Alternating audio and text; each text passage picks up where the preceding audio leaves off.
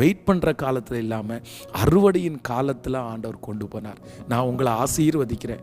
இதுவரையும் ஒருவேளை உங்களுடைய வாழ்க்கையில் நீங்கள் சொல்லலாம், பாஸ்டர் நான் நட்டு நான் வெயிட் பண்ணி நான் அறுவடை பண்ணும்போதே எனக்கு ஒன்றும் இல்லாமல் போயிடுது, நிறைய கிடைக்கல. ஆனால் உங்களுக்கு ஒரு காலம் வரும்.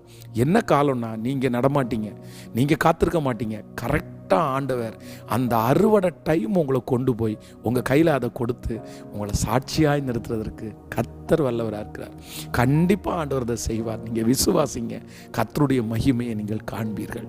ஆமேன். ஆண்டவருடைய பிள்ளைகளை, இன்றைக்கு ஒரு மிக முக்கியமான ஒரு ஞானத்திற்காக நம்ம ஜெபிக்க போகிறோம். வாசிக்கலாம். 2 சாமுவேல் 14ஆம் அதிகாரத்தினுடைய 21வது வசனம்.